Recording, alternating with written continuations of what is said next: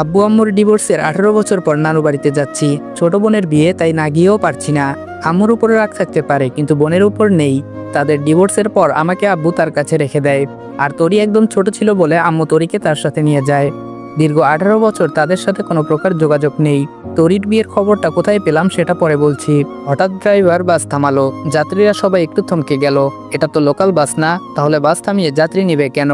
আমি ছোটবেলা থেকে একটু ঘাড়তেরা টাইপের, একটু বদমেজাজি আর ঘাড়তেরা। আব্বু এটা নিয়ে সবসময় আমাকে বোঝাতেন, কিন্তু আমার পরিবর্তন হয়নি। পরে তিনি একসময় বুঝতে পারেন এটা আমার পরিবারের অপূর্ণ ভালোবাসার ফল। দীর্ঘদিন এমন পরিবারহীনতা আমাকে এমন রুক্ষ করে তোলে। আমার আচার আচরণে আনে ভিন্ন মাত্রা। নিজেকে সবসময় কন্ট্রোলে রাখতে চেষ্টা করি, কিন্তু পরিস্থিতি আমাকে সেই আগের মতোই করে দেয়। এটা নিয়ে আমি নিজেও উদ্বিগ্ন। সিট থেকে উঠে হেল্পারকে ডাক দিয়ে বললাম, সমস্যা কি? গাড়ি থামালেন কেন? হেল্পার একটু শান্ত মনে বলল, একজন যাত্রী উঠবে। আমি বললাম, ওই মিয়া ফাজলামি করেন নাকি? এটা লোকাল বাস নাকি? আর বাসে আপনি সিট খালি দেখলেন কোথায়? হেল্পার আমার কথার উত্তর দিতে দিতেই বাসে যাত্রী উঠে গেল। ড্রাইভারও গাড়ির সামনের দিকে অগ্রসর করলো।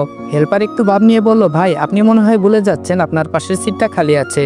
আমি বললাম, কি বললেন আপনি? আবার বলুন। হেল্পার বলে, আপনার পাশের সিটটা খালি। আমি বললাম, একদম বাস থেকে ফেলে দিব। 2টা টিকিট কেটেছি কি সাদে?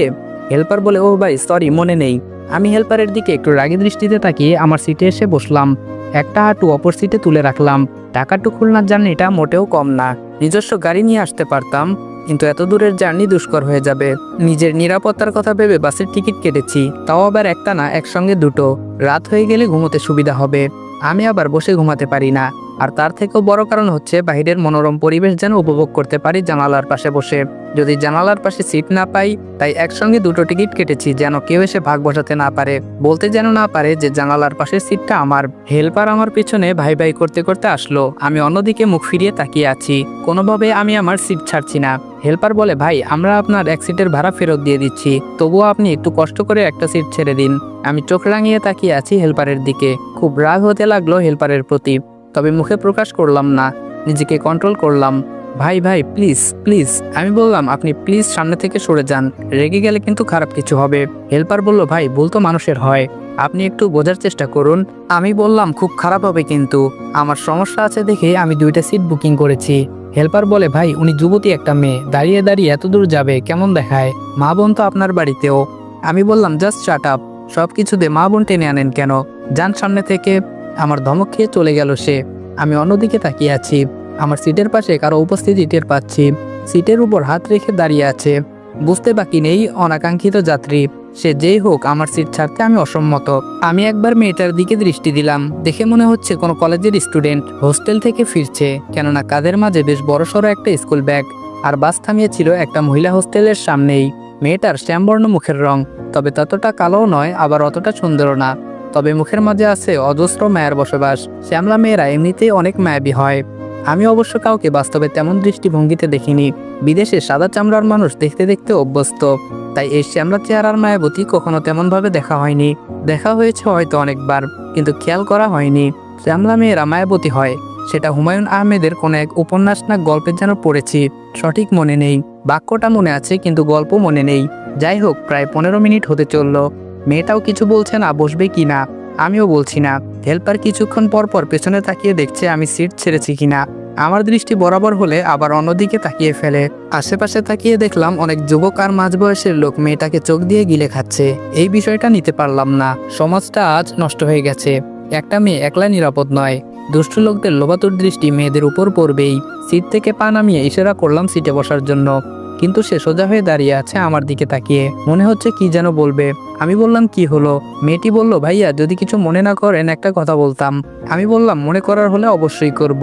মেয়েটি বলে, তাহলে দাঁড়িয়েই থাকি। আমি বললাম, দাঁড়িয়ে থাকতে ভালো লাগলে দাঁড়িয়ে থাকুন, আমার এত মাথা ব্যথা নেই। একটু পর আবার মেয়েটা বলল, ভাইয়া জানালার পাশের সিটটা কি পাবো? না মানে যদি কিছু মনে না করেন। আপনি যে পরিমাণ রাগী, ভয় পাচ্ছিলাম। কি ভেবে যেন সিটটা ছেড়ে দিলাম সঠিক বুঝতে পারলাম না। মেয়েটাও সেটা আমার থেকে অ্যাকসেপ্ট করেনি। মনে করেছিল আমি অনেক কথা শুনিয়ে দিব। আমি উঠে গিয়ে মেয়েটাকে বসতে দিলাম জানালার পাশে।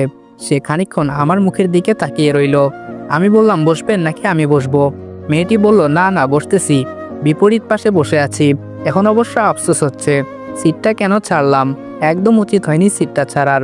নিজের 5 আঙ্গুল মুষ্টি চেপে রাগ কন্ট্রোল করলাম। একবার রাগ কন্ট্রোল না করতে করতে আবার আরেকটা ঘটনা ঘটলো। হেল্পার এসে মেয়েটাকে বলল ভাড়া দেন। আমি হেল্পারের দিকে তাকিয়ে রইলাম। বাসের হেল্পার ছিল একটু কম বয়সী, বয়স কত আর 19-20 হবে হয়তো। এই পেশায় সে নতুন, তার আচরণে বোঝা যাচ্ছে। আমাকে সে প্রচণ্ড ভয় পাচ্ছে সেই ঘটনার পর থেকে। যাই হোক, আমি ছেলেটির উদ্দেশ্যে বললাম, একটা সিটের ভাড়া কতবার দেওয়া লাগে? হেল্পার বলে, না মানে ওনার থেকে ভাড়াটা নিয়েই আপনাকে দিতাম। আমি বললাম, তোমাকে কিছু করতে হবে না, যাও এখান থেকে। আর হ্যাঁ, কতক্ষণ লাগতে পারে খুলনা পৌঁছাতে? হেল্পার বলে 3-4 ঘন্টা তো লাগবেই। আমি বললাম ঠিক আছে। বিকেল গড়িয়ে সন্ধ্যা হতে চলল। মেয়েটা এক মনে বাহিরের দিকে তাকিয়ে আছে। প্রয়োজন ছাড়া কোনো কথা হয়নি তার সাথে। অবশ্য আমার আগ্রহ কম কথা বলার জন্য, তাই কথা হয়নি। আচমকা মেয়েটি হেসে এসে বলল, পৃথিবীর মানুষগুলো কত বৈচিত্র্যপূর্ণ। আমি তার কথার কোনো কর্ণপাত করলাম না, স্বাভাবিকভাবেই সামনের দিকে তাকিয়ে আছি। মেয়েটি বলল, আপনি দেখছি খুব অদ্ভুত। আমি বললাম, এখানে অদ্ভুতের কি আছে? মেয়েটি বলল, ভেবেছিলাম আপনার মনটা খুবই ভালো, কিন্তু আপনি যে একঘরে টাইপের কে জানতো। আমি বললাম, এক্সকিউজ মি, কি বলছেন? মেয়েটি বলল, আমি মানুষটা কালো হলেও সত্যি কথা বলতে কোনোদিন পিছু পা হই না। আমি বললাম, আমাকে একঘরে বললেন কেন? মেয়েটি বলল, একটা মানুষ পাশে বসে আছে, সে কি জীবিত আছে না মৃত সেটাই তো আপনি বলতে পারবেন না, আপনি এমন কেন? আমি বললাম, আমি এমনই। মেয়েটি বলল, আপনি কথায় কথায় এত রাগ দেখান কেন? মেয়েটার কথায় একটু ভরকে গেলাম। অপরিচিত মানুষের সাথে মেয়েরা এত আগ বাড়িয়ে কথা বলতে পারে সেটা আগে জানা ছিল না আমার। নিজেকে একটু শান্ত করে বললাম, আপনি কিন্তু। মেয়েটি বলল, আমি কি? আমি বললাম, কিছু না। মেয়েটি বলল, আমি খুব মিশুক স্বভাবের মানুষ, আমি চুপচাপ থাকতে পারি না বেশিক্ষণ। অবশ্য অপরিচিত মানুষের সাথে কথা বলি না, কিন্তু আপনার সাথে কথা বলতে কেন যেন ইন্টারেস্টিং লাগছে। আমি বললাম, আমার মাঝে সবাই বদমেজাজ খুঁজে পায়, আর আপনার ইন্টারেস্টিং লাগছে, কি অদ্ভুত। মেয়েটি বলল, শুনেন, একটা কথা বলি, আপনার মাঝে বদমেজাজ আছে সেটা মানছি, তবে আপনার মাঝে সুন্দর একটা মনও আছে। মেয়েটার কথা শুনে আমি রীতিমতো স্তব্ধ। এমন কথা কারো মুখ থেকে এই প্রথম শুনলাম। মেয়েটা কথাটা বলেই বাহিরের দিকে মুখ ফিরিয়ে মুচকি মুচকি হাসছে। অস্বীকার করব না, মেয়েটার গোছালো দাঁতগুলোর হাসিটা দেখার মতো। আমি একটু কড়া হয়ে বললাম, সুন্দর মন দেখলেন কোথায়? মেয়েটি বলল, এই যে দুষ্টু লোকগুলো যখন আমার দিকে অন্যরকম ভাবে তাকিয়েছিল, এটা আপনার কাছে ভালো লাগেনি, তাই সাদের সিটটা ছেড়ে দিলেন। এ থেকে কি বোঝা যায়? মেয়েটা কিভাবে বুঝতে পারলো আমি